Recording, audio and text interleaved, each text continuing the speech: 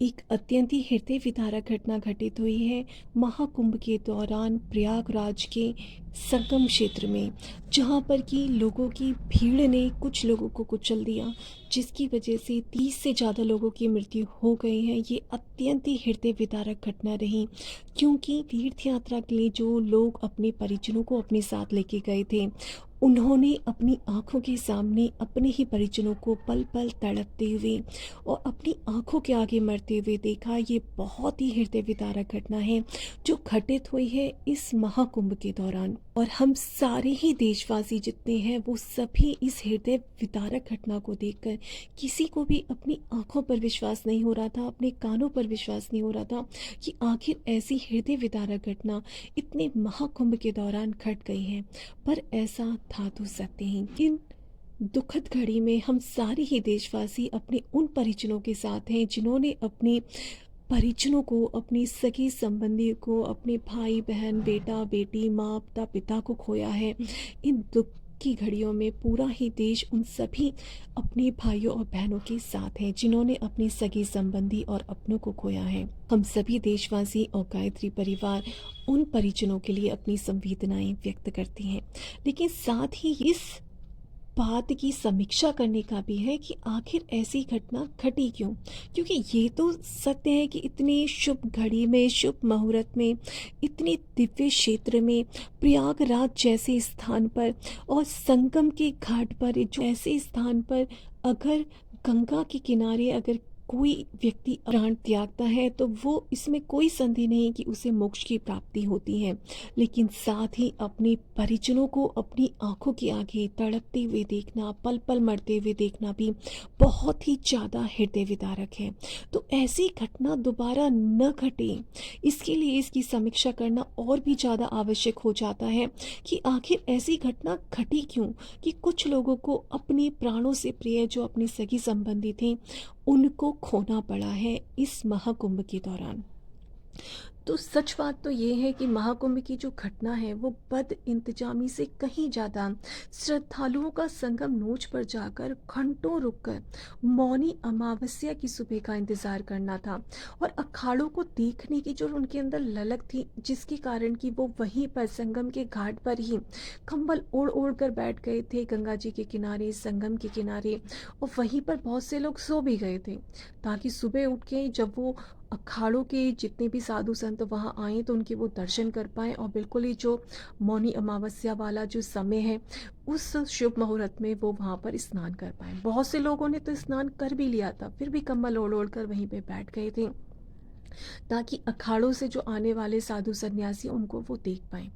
अब जब पीछे से भीड़ बहुत आ रही थी और वो लोग वहाँ पर बैठे हुए थे या सो गए थे, तो प्रशासन ने अनाउंसमेंट भी की कि भाई अमावस्या का स्नान 7:40 से प्रारंभ हो चुका है, आप स्नान कर करके यहाँ से चले जाइए, ताकि आने वाले जो लोग हैं जो और आ रहे हैं वो वहाँ पर आ सकें।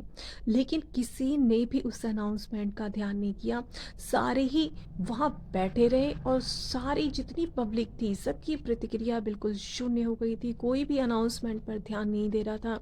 जो लोग पहले से नहा धो के बैठे थे वो भी वहीं बैठे रहे, सो गए, वहाँ पर कंबल ओढ़ ओढ़ के बैठ गए, और नई पब्लिक वहाँ पर आती जा रही थी, जिसकी वजह से संगम के क्षेत्र में बहुत ज़्यादा भीड़ बढ़ गई। इसके कारण क्या हुआ कि पुलिस ने देखा कि भीड़ बहुत ज़्यादा बढ़ गई है, तो जो पीछे से पीपा पुल था उसको बंद कर दिया गया कि नई जो भीड़ है वो इस स्थान में ना आए। जब यहाँ से खाली हो जाए या कम हो जाए यहाँ पर भीड़, तब पीछे वाले लोगों को आने दिया जाए। लेकिन इससे क्या हुआ कि जो जनता थी वो और भी ज़्यादा भड़क गई कि हमें इतने घंटों से हम चल चल के आ रहे हैं, कितने किलोमीटर हम, 2 4 6 किलोमीटर हम चल कर आ रहे हैं, उसके बाद भी हमें आगे नहीं बढ़ने दिया जा रहा, हम यहाँ खड़े हुए हैं। तो पीपा पुल पे जिन लोगों को रोका गया उनके अंदर असंतोष की भावना आ गई और उन्होंने धक्का मुक्की शुरू कर दी। बहुत से लोग तो जो हैं, और पुलिस के साथ उनकी हाथापाई भी हुई है, बहुतों ने उल्टा सीधा भी बोला है पुलिस को कि हमें आगे नहीं जाने दिया जा रहा। लेकिन पुलिस इसलिए नहीं आगे जाने दे रही थी क्योंकि वहाँ पहले से ही भीड़ बहुत ज़्यादा थी, बहुत ही ज़्यादा अव्यवस्था आगे हो जाती। लेकिन लोग नहीं माने और बिल्कुल बैरिकेड वगैरह तोड़ दिए और बहुतों ने जो वापस जाने वाली रोड थी उस पर भी जाना शुरू कर दिया। इससे लोग पीछे से आ रहे हैं और सामने से कुछ लोग वहाँ से वापस जाने लग गए। तो वो जो भीड़ थोड़ी कंट्रोल होती वो अव्यवस्थित हो गई कि आगे से भी लोग आ रहे हैं और पीछे से जा भी रहे हैं। तो आगे जो जाने वाले थे उनको भी दिक्कत होने लग गई और जो भीड़ थी वो बेकाबू हो गई। बैरिकेड्स भी तोड़ दिए गए जनता के द्वारा। बड़ी तेजी से फिर भीड़ आगे को बढ़ी है और जो लोग वहाँ सो रहे थे या बैठे हुए थे उनके ऊपर बहुत से लोग चढ़ गए, जिसके कारण जो भीड़ आ रही थी वो एकदम से उन लोगों के ऊपर चढ़ गई, जिसके कारण कि बहुत से लोगों की मृत्यु हो गई है इस महाकुंभ के दौरान। और जब तक मैं ये वीडियो बना रही हूँ तब तक 30 लोग अपनी जान से हाथ गंवा बैठे थे। मुख्य कारण ये रहा कि सबके मन में जो भावना थी कि हमें बिल्कुल संगम पर ही स्नान करना है, ये इसका मुख्य कारण रहा। जबकि समझना चाहिए था कि भीड़ बहुत ज़्यादा है, कहाँ कितने लोग आखिर वहाँ पर स्नान कर पाएंगे। कुछ 1-2%, 2-3-4% ही इतनी भीड़ में से वहाँ पर स्नान कर सकते हैं, लेकिन सारे के सारे वहीं करना चाह रहे थे। तो भीड़ बिल्कुल ही अव्यवस्थित हो गई, अनियंत्रित हो गई और उसको काबू करना सच में ही, करोड़ों लोग जब एक साथ एक ही जगह पर आ जाएंगे तो वो कैसे व्यवस्था संभाली जाएगी। सबके सहयोग से ही हो सकता है, खाली पुलिस और प्रशासन इसको नहीं कर सकता। पुलिस ने फिर भी मुस्तैदी दिखाई और ग्रीन कॉरिडोर खाली किया गया और 70 के आसपास जो एम्बुलेंस हैं तुरंत ही दौड़ पड़ी। सभी घायलों को मेला अस्पताल और जो मेडिकल कॉलेज था वहाँ पे शिफ्ट भी किया गया और कुछ ही मिनटों में ग्रीन कॉरिडोर बनाकर एम्बुलेंस के लिए जगह की गई और भी घायल थे उन सभी को अस्पताल तक पहुंचाया गया। बहुत कमाल का कोऑर्डिनेशन था जो भी प्रशासन था और अस्पताल के बीच में। और जो श्रद्धालु वहाँ थे जो नहा लिए थे उनको भी प्रेरित किया गया कि जिन्होंने स्नान कर लिया है वो यहाँ से इस जगह को खाली करें। और 3-4 घंटों के बाद स्थिति बिल्कुल ही सामान्य हो गई और अब जितने भी पुल वगैरह थे उन सबको भी खोल दिया गया। लेकिन ये बात समझने की है कि ये जो पर्व और ये जो मौका पड़ रहा है 144 साल बाद, ये कोई साधारण घटना नहीं है, ये अपने आप में बहुत बड़ा मुहूर्त है। तो इसमें सर्वसाधारण को माघ का जो मास है इसमें ये नहीं देखना चाहिए कि वो संगम में जाकर ही स्नान करें। वो प्रयागराज की किसी भी घाट जो भी आपके नज़दीक हो वहीं पर स्नान करें और पुण्य कमाएं। संगम नौज पर सिर्फ 1 से 5% लोग ही पहुंचकर डुबकी लगा पाएंगे। संगम के आसपास करीब 100 घाट बने हुए हैं, उस पर आप कहीं भी स्नान कर सकते हैं और वहीं पर आपको पुण्य मिलेगा, क्योंकि जो मुहूर्त है वो बहुत ही खास है।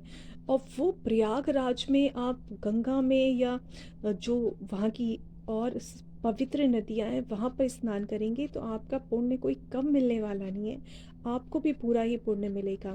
तो इसलिए संगम पर ही जाकर स्नान करने की जो जिद है उसको छोड़ना चाहिए। और अब तो स्थिति सामान्य है और लोग नहाकर संगम से लौट भी रहे हैं। ऐसा देखा गया है कि ये जो घोषणा हुई कि सभी अखाड़े पूर्ववत अमृत स्नान करेंगे और काफ़ी हमारे अखाड़ों के जो भी महंत थे उन्होंने भी स्नान किया है शाम को। और सभी मित्रों से बस यही अनुरोध है कि जो भी अफवाहें फैलाई जा रही हैं उन सब पर ध्यान ना दें। बस कोशिश ये करें कि हमारा ये महाकुंभ का जो पर्व है ये बहुत अच्छे से संपन्न हो। और जो दुर्घटना घटनी थी वो तो घट ही चुकी है, उसके लिए हम बस शोक ही प्रकट कर सकते हैं। अब जो हो गया उसे तो रोका नहीं जा सकता, लेकिन आगे के लिए सचेत रहना चाहिए कि भीड़ को भी थोड़ा देखना चाहिए कि हट नहीं होना चाहिए कि संगम पर ही जाकर स्नान किया जाए। क्योंकि जब बहुत ज़्यादा करोड़ों में जब लोग इकट्ठे एक ही स्थान पर होंगे तो अव्यवस्था होना सामान्य बात है। इसलिए सभी परिजन अपना अपना सहयोग दिखाएं, अपनी जागरूकता दिखाएं और किसी भी होने वाले हादसे को टालने के लिए पहले से ही तैयार रहें और सभी सरकार का, प्रशासन का, सबका सहयोग करें। आशा करते हैं कि जो भी ऐसी घटना आगे से ना हो और सभी परिजन अपना अपना सहयोग करते रहेंगे और सावधानी पूर्वक जहाँ भी उनको स्थान मिलेगा वहीं पर स्नान कर लेंगे, संगम के घाट पर ज़्यादा पहुँचने का प्रयास नहीं करेंगे। हम सभी भारतवासी इस दुख की घड़ी में उन सभी परिवारों के साथ हैं जिन्होंने अपनों को खोया है और साथ ही हम ये कोशिश करेंगे कि आगे से ऐसी कोई भी दुर्घटना किसी के भी साथ न घटे। सभी के लिए बहुत बहुत शुभकामनाएं, बहुत बहुत मंगल कामनाएं। सभी को प्रणाम। जय गुरुदेव, जय श्री राम।